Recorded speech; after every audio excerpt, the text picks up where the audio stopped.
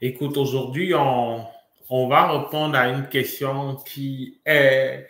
J'avais une thématique que j'avais préparée hier sur le chemin de retour parce que je suis déjà à nouveau au Canada. Puisque pendant mes 7 heures de route, je me disais sur quel sujet je vais... Voilà, quel est le sujet qui va porter, qui va faire l'objet de la première partie de notre échange aujourd'hui. J'avais pas mal d'idées. Je pensais par exemple, à l'immigration en dehors du Québec, parce qu'il faut dire qu'on n'a pas beaucoup parlé de l'immigration en dehors du Québec ces derniers temps. C'est vrai que l'actualité, la priorité du Québec obligeait qu'on mette du temps dessus. D'ailleurs, on va peut-être revenir encore dessus. Mais à la dernière minute, je me suis dit, ben, écoute, avec une actualité qui est quand même pas mal brûlante, on ne va pas se cacher. Pourquoi ne pas évoquer, rappeler aux gens pourquoi il faut immigrer et pourquoi moi-même je suis ici personnellement. Ce n'est pas habituel que je parle de moi, mais j'ai choisi aujourd'hui, dans la première partie, parler de moi et de dire, voilà, comment ou alors pourquoi est-ce que tu dois immigrer, voilà, et de t'expliquer, te dire dans les conditions dans lesquelles, voilà, j'ai dû immigrer moi aussi. Bon, le sujet du jour, comme promis, on va pas prendre plus de temps que ça. Juste peut-être pour rappeler aux uns et aux autres que mon nom est Valérie Camdem, le nom qui porte, que mes plateformes YouTube et Facebook portent.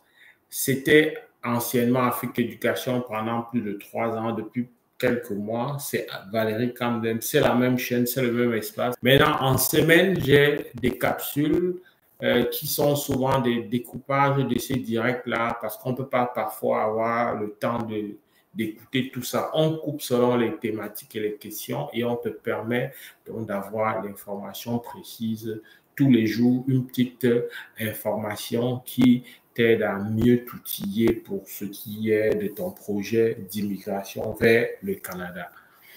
Alors, ces capsules-là ou ce direct, je les partage gratuitement.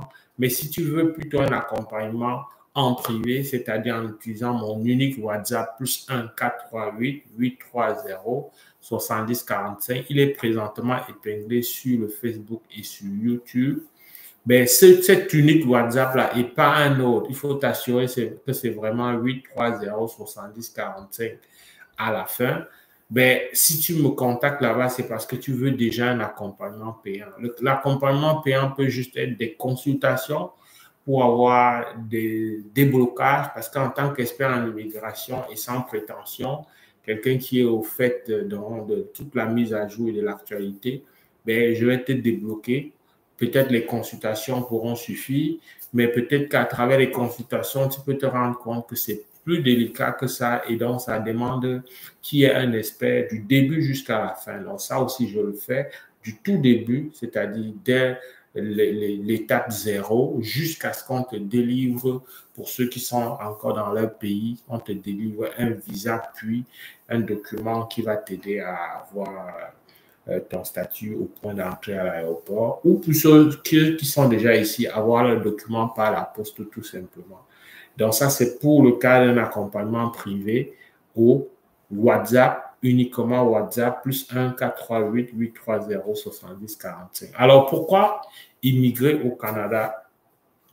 D'abord, il faut commencer par mettre en avant l'idée que l'immigration au Canada est singulière. De tous les pays développés du monde, le Canada est fier et revendique son seul modèle d'immigration.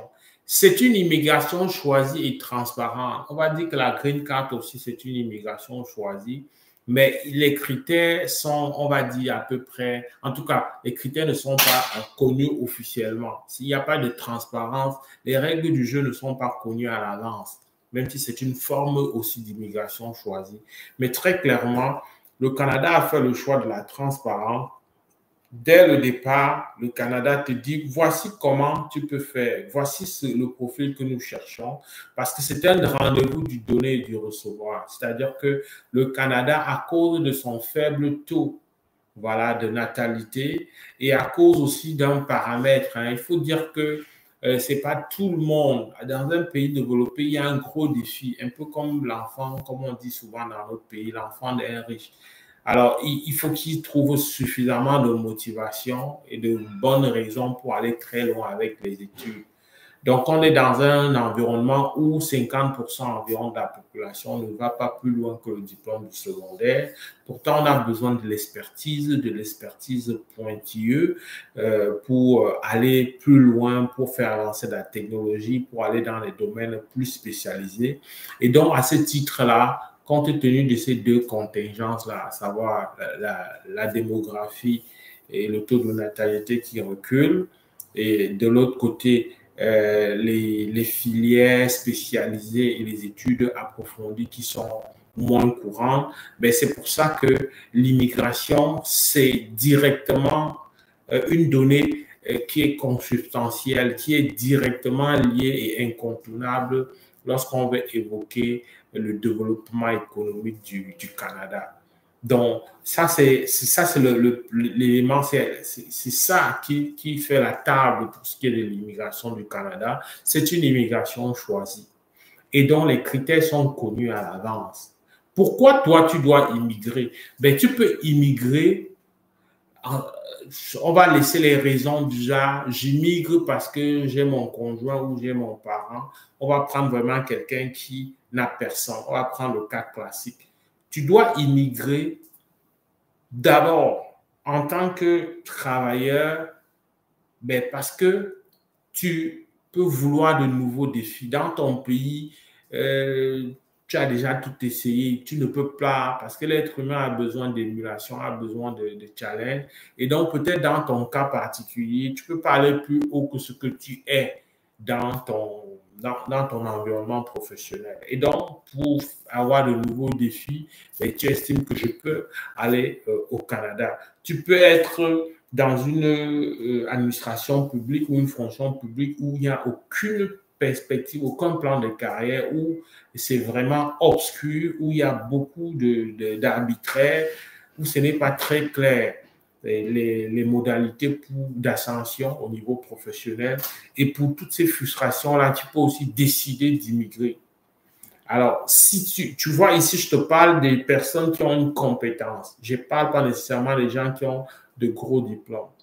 Ça peut être des gros diplômes, naturellement. Un diplôme universitaire te prépare à être un professionnel, comme ça se dit, mais aussi un simple diplôme du secondaire.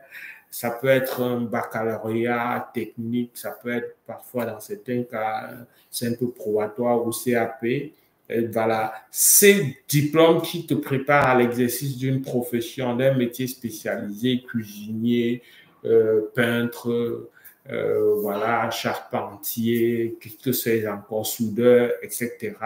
Mais quand tu as cette compétence, tu peux te dire, OK, je suis dans un environnement où c'est difficile de me faire vraiment de part de marché, où je veux quand même m'exprimer davantage, je veux davantage capitaliser sur mes capacités.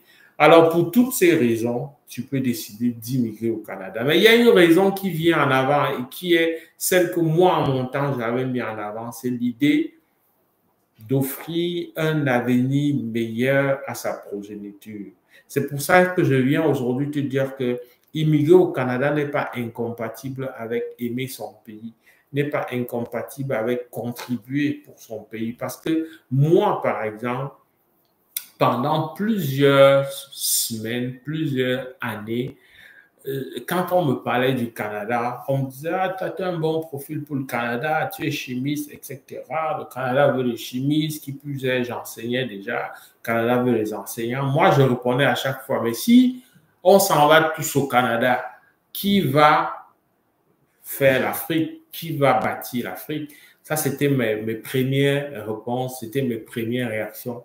Il a fallu que mon fils, qui aujourd'hui a 13 ans, était très malade à sa naissance. Il a fait plusieurs pédiatres. J'ai vu 6 pédiatres dans la ville des Douala avec cet enfant. Et on n'avait pas de solution. Et j'ai envie de vous dire que c'était ce que je vais vous dire, ça va être peut-être irréaliste, mais laisse-moi te dire que mon fils a fait 38 et demi de fièvre sans interruption pendant environ 8 mois. Ça, c'est quelque chose qui a non seulement fait voir tous ces pédiatres qui, ça se lisait à chaque fois sur leur visage qu'ils étaient dépassés par la situation. Il y a une d'ailleurs qui nous a dit pour comme se débarrasser que mais est-ce que vous êtes sûr qu'on a pris la bonne température de cet enfant à la naissance? Parce que mon fils qui est médecin en France aujourd'hui est né avec déjà une température, elle avait dit 38. Ben, ça, c'était un aveu d'échec parce que la pauvre ne comprenait pas ce qui se passait. Donc, face à ça, ça vient vite, hein, les factures, ça monte vite quand on voit des pédiatres, ça monte vite lorsqu'on fait des examens dans des grands centres comme, comment on appelle ce centre-là au Carrefour, Eto à Bonamoussali. Ça venait d'ouvrir à l'époque. C'était un grand centre avec le matériel vraiment haut de gamme. J'ai fait des examens là-bas. Quand tu vois d'autres pédiatres, ils te demandent de faire l'examen ailleurs aussi. Il y a l'Ito Labo, pour ceux qui connaissent à Douala. Je pense pas qu'il y a un meilleur centre pour les examens médicaux que l'Ito Labo sans publicité. Et donc, j'ai tout essayé, mais il y avait toujours voilà, il y avait toujours ça ne changeait pas la situation. Mais honnêtement, j'étais lessivé financièrement. Mais la seule chose qui restait, c'était mon moral parce que j'ai un mental qui me caractérise et qui me permettait d'avancer. Mais j'étais amoché, j'étais triste et je vivais très mal. Alors, la chose qui m'a décidé définitivement, sans vous maintenir longtemps sur ce récit triste-là, mais ô combien intéressant du fait que ça a été un élément déclencheur, c'est quand dans le dernier médecin que je vois me fait une ordonnance, j'achète toute l'ordonnance, il me reste un médicament qui à l'époque coûtait 2000 francs et je t'assure que je n'avais pas 2000 francs. Alors que c'était seulement mon deuxième enfant. C'est-à-dire que j'étais à 2 enfants. Je ne suis même plus capable, cet enfant qui n'a même pas encore 12 mois d'âge, je ne suis pas capable de lui payer une ordonnance.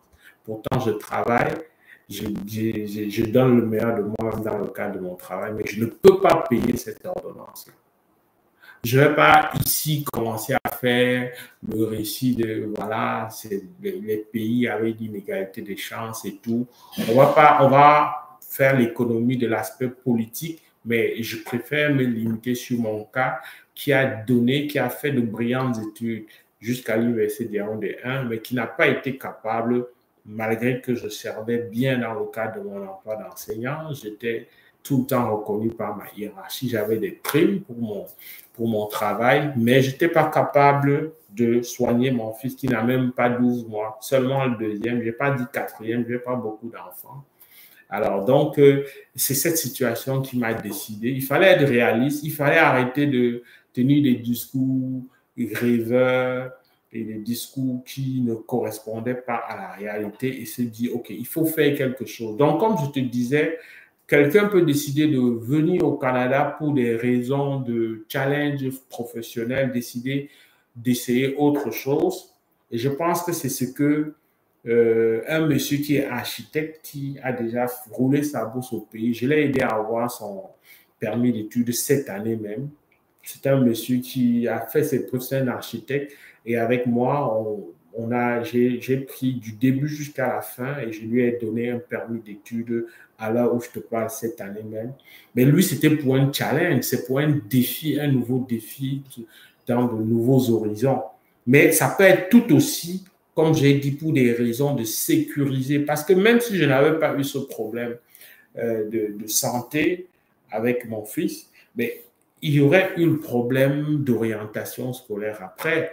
On sait bien le casse-tête que ça fait d'avoir un baccalauréat en Afrique et de ne pas savoir quelle orientation. Et puis, tu dois être capable de donner un discours cohérent à ton enfant. C'est là où les vrais problèmes commencent. Donc, je viens aujourd'hui te dire que tu peux immigrer en en regardant au moins un de ces deux volets-là. Il y en a qui veulent tout simplement quitter dans un environnement où leur ex-conjoint ou conjoint se trouve. Ça, c'est des raisons qu'on peut trouver partout. Mais par rapport au cas du Canada, les deux raisons qui cadrent aussi avec les attentes du gouvernement canadien en matière d'immigration, ben, c'est des gens qui viennent avec une profession, avec une compétence.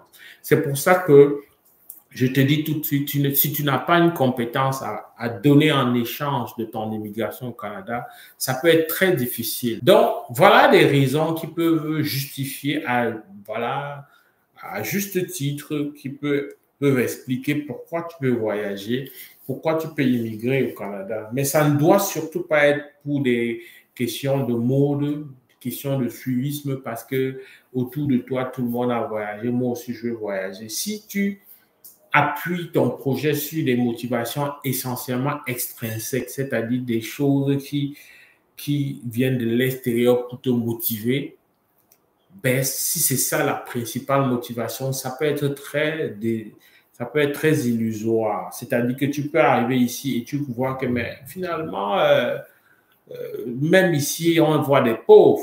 Je faisais voir en me promenant à New York à mes enfants, regardez, voilà des gens qui demandent de l'argent, regardez, voilà des gens qui n'ont pas d'abri, qui passent de véhicule en véhicule au feu rouge pour demander quelque chose. On est en plein New York. Je ne parle pas de n'importe quel État, de n'importe quelle ville. C'est la troisième ville des États-Unis qui a le plus haut PIB.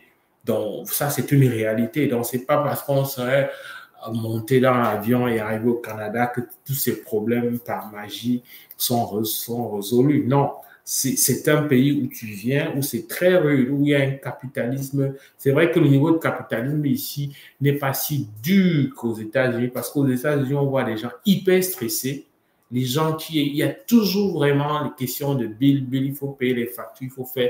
Il y a ça aussi ici, mais ici, c'est vraiment plus relax, c'est vraiment plus soft. L'indice de qualité de vie est vraiment plus élevé. Il n'y a pas de match là-dessus, il n'y a pas de débat. Toutes les statistiques vont dans ce sens-là. Au Canada, on va être beaucoup plus tranquille, beaucoup plus respectueux, beaucoup plus patient, beaucoup plus rangé, etc., etc. Donc, voilà des raisons qui peuvent expliquer. Alors, si tu coches toutes ces cases-là, ben, c'est que le projet d'immigration du Canada est fait pour toi. Et si résolument tu te dis, OK, moi, je veux vraiment aller dans un environnement professionnel où on reconnaît ma place, où tout au moins on me prend pour ce que je suis, où tout au moins on me permet d'obtenir, d'avoir la juste part des efforts que j'ai faits en apprenant mon métier, des efforts que j'ai déployés en ayant mes diplômes, en faisant ma formation. Si tu veux vraiment avoir cette juste part-là, eh bien, c'est une bonne idée de penser à immigrer au Canada. C'est vraiment sur ce genre de levier et ce genre d'éléments qu'il faut asseoir, c'est-à-dire des éléments qui viennent de ton intérieur, parce que ceux de ton extérieur doivent être des éléments qui viennent renforcer ta motivation, mais ça ne doit pas être le point de départ de ta motivation. Parce que si tu finis de dire, OK, moi, je vais aller où, quand je vais enseigner le même enseignement-là, au lieu d'avoir 200 000 le mois, mais j'aurais plutôt l'équivalent de 200 000. Ça donnait quoi? Quand j'étais enseignant, 200 000, ça se gagnait après quoi? C'est 200 000. Oui, on va dire 4 jours de travail pour avoir 200 000. Oui, 4 jours de travail. Moins de 4 jours de travail, entre 3 points quelques ou 4 jours de travail, ça me donnait le même 200 000. Donc, pour cette raison-là, oui, tu peux venir, tu peux décider. Tu peux aussi décider de venir, même si tu as déjà, si au point de vue financier, tu es à l'aise, tu peux dire non, je viens parce que je veux qu'après le diplôme du secondaire de mon enfant, ben, qu'il ait des ouvertures de manière naturelle, qu'il ait de choix, qu'il soit dans un système où il peut mieux s'épanouir, où il peut mieux arriver. Ou encore, parce qu'il ne faut pas...